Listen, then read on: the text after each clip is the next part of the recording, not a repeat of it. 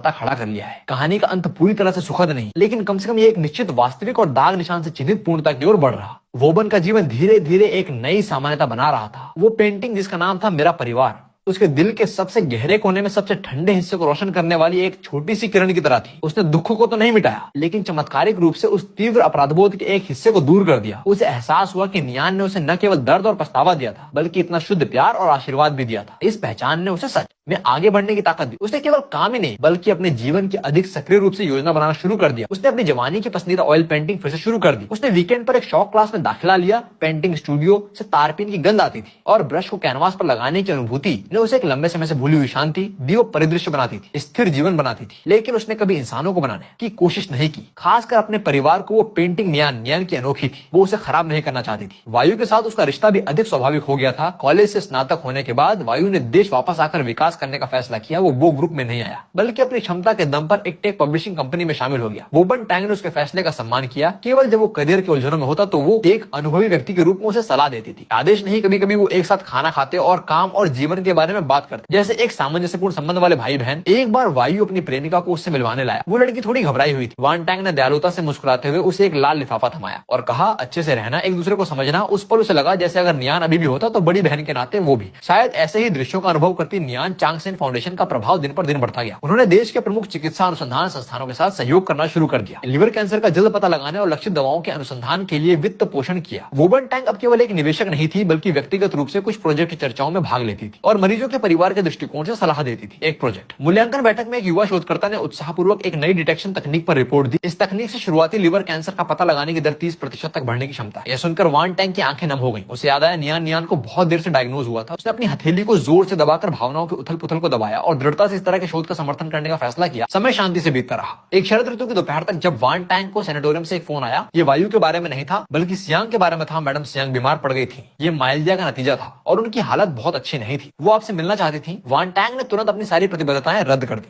और उस छोटे से शहर तक गाड़ी चलाकर पहुंच गए। अस्पताल के कमरे में डिसइंफेक्टेंट की गंध थी। सियांग उसकी याद से कहीं अधिक दुबली हो चुकी थी। उसका चेहरा पीला था, लेकिन उसकी आंखें अब भी साफ थी। उसने वान टैंग को एक कमजोर मुस्कान दी। मैडम, वो आप आ गई। वोबन टैंग बिस्तर के पास बैठ गई और धीरे से उसका हाथ पकड़ते हुए बोली, मुझे मैडम ना बुलाओ, बस मुझे बन टैंग बुलाओ। सियांग ने मुश्किल से सिर हिलाते हुए सांस ली। मैं आधी हूं और आप मैडम वो हैं। मेरे पास ज्यादा समय नहीं है। एक बात है जो मैंने बहुत सोची और मुझे लगा मुझे आपको बतानी चाहिए। वान टैंग को बुरा लगा। बोलो। सियांग की नजर बिस्तर के बाहर चली गई, जैसे वो याद कर रही हो नियान के जाने से पहले उसने वास्तव में तुम्हारे लिए एक संदेश छोड़ा था। वो डायरी में नहीं लिखा। उस दिन उसकी तबीयत ठीक नहीं थी, उसे बहुत दर्द हो रहा था। बेहोशी के क्षणों में उसने मेरा हाथ पकड़ा और कहा, सियांग दीदी, अगर मेरी बहन को भविष्य में पता चले तो उससे कहना। सियांग रुक गई। उसकी सांसें तेज थी। वान टैंग जल्दी से उसे पानी दिया, लेकिन उसने हाथ हिलाकर बात जारी रखी। उसने कहा, उससे कहना कि बहुत देर तक दुखी न हो, एक साथी ढूंढे, जैसे पापा और मम्मी नहीं, उसे अकेला मत छोड़ना। और हाँ, हर दिन गर्मा गर्म खिचड़ी खाए। उसकी आवाज धीरे धीरे कमजोर होती गई। आखिरी शब्द लगभग अश्रव्य थे। वोबन टैंग के आंसू चुपचाप बह निकले। बहुत देर तक दुखी मत होना, एक साथी ढूंढना, हर दिन गर्म खाना खाना, यही उसके छोटे भाई का आखिरी स्नेह था। वान टैंग ने अपना चेहरा अपनी हथेलियों में छिपाते वो कहा, सियांग कैसा बेवकूफ बच्चा है। उसने तुम्हें कभी दोषी नहीं ठहराया। वो हमेशा कहता था मेरी बहन दुनिया की सबसे अच्छी बहन है। कुछ ही दिनों बाद सियांग अपनी बीमारी से चल बसी। वोबन ने उसे नियान की कब्र के बगल में दफनाया और फूलों का एक गुलदस्ता रखकर कहा, अब जाकर उससे मिलो गर्मा गर्म खाना खाकर। उसने खाने के मामले को गंभीरता से लेना शुरू कर दिया। उसने एक आंटी को रखा जो उसके लिए गर्मा गर्म बन बनाती थी और कभी कभी वो खुद खाना बनाना सीखती थी। रसोई की गर्माहट उसे सुरक्षित महसूस कराती थी। एक दोपहर वायु ने फोन करके बताया कि उसका प्रोजेक्ट सफल रहा। उसकी आवाज खुशी से भरी थी। वोबन टैंग सुनकर मुस्कुरा दी। वो रसोई में गई और लैंप की गर्म रोशनी में परिवार को देखा। इस बार उसने आंसू नहीं बहाए, बल्कि धीरे से वादा किया, मैं अच्छे से जीऊंगी, तुम्हारे प्यार को संजोकर आगे बढ़ूंगी। वो अब भी कब्रिस्तान जाती है, लेकिन अब जैसे पुराने दोस्तों से मिलने जैसा होता है। वो चाय का बर्तन लेकर बैठती है और सब हालचाल सुनाती है। शयन कक्ष में रोशनी और शब्द उसे प्यार के अस्तित्व की याद दिलाते हैं। नियान चांगेन फाउंडेशन लाखों लोगों को लाभान्वित कर रहा है। शुरुआती पहचान के कार्यक्रमों ने कई जाने बचाई हैं। हर बार ऐसी खबर सुनकर उसके दिल का पछतावा थोड़ा और हल्का हो जाता है। एक अंतर्राष्ट्रीय चैरिटी फोरम में किसी ने कहा कि नियान चांग में पूर्वी दर्शन भरा है और एक स्मारकीय व्यक्ति वास्तविक जीवन के लिए। वान टैंग ने दृढ़ संकल्प के साथ मुस्कुराते हुए कहा, दरअसल यही मेरे सीखने का कारण बन गया है। वायु का प्रोजेक्ट एक सफलता है जो टेक सर्कल में अपनी प्रतिभा दिखा रहा है। वो अपनी प्रेमिका लिन वेई को मिलवाने लाया। लड़की के हाथ का बना हुआ ब्रेस्ड पोर्क उसकी माँ के हाथों के स्वाद की छाया रखता था। वान टैंग के दिल में गर्माहट उठी। अब 10 साल बीत चुके हैं। वान टैंग की कनपटी सफेद हो चुकी है। उसकी आंखें अधिक शांत दिखती हैं। उसने धीरे धीरे सत्ता हस्तांतरित कर दी है और रणनीति और चैरिटी पर ध्यान केंद्रित कर रही है। उसने बगीचे में सूरजमुखी और सफेद गुलदाउदी लगाए हैं। एक डॉक्यूमेंट्री निर्देशक ने उससे संपर्क किया। जब वो नियान चांगसेन की कहानी पर फिल्म बनाना चाहता था तो उसने सोचने के बाद सहमति दे दी, लेकिन शर्त रखी कि ये सच्ची हो और फाउंडेशन के काम पर केंद्रित हो। कैमरा उसे शांत और सक्षम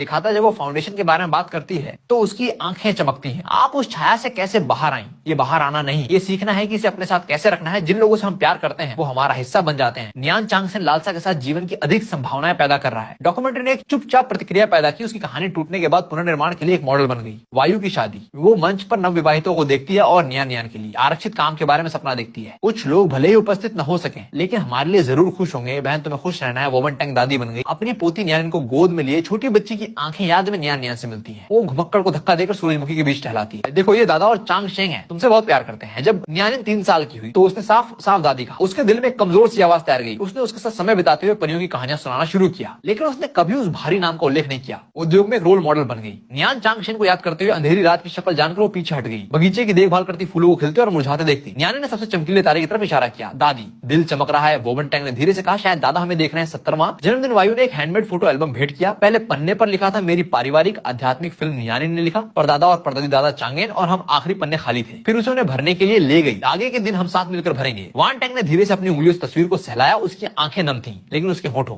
पर मुस्कान थी। ये उपहार उसे बताता है कि नियान को कभी भुलाया नहीं गया है और वो परिवार की यादों में गर्मजोशी से एकीकृत हो रहा है। उसने नियान की पुरानी चीजों को व्यवस्थित किया और उन पर लेबल लगाए ताकि नियान किन को पता चले कि परिवार कहां से आया है। अंत में वो प्रेसिडेंट गो, जिसने अपना पूरा जीवन चैरिटी के लिए समर्पित कर दिया था, ने शांति से अपने बुढ़ापे का आनंद लिया जाने से पहले वो बिना रुके रोई, पापा मामा नियान नियान तुम मुझे लेने आ गए, मुझे माफ करना, मैंने नियान नियान की अच्छे से देखभाल नहीं की। उसने कभी ऐसी बुजुर्ग औरत नहीं देखी थी। तो इतना दिल दहला देने वाला रो सकते हो। लेकिन जब वो गई तो प्रेसिडेंट बहुत शांत थी और उसके चेहरे पर एक बच्चे जैसी संतुष्ट मुस्कान थी।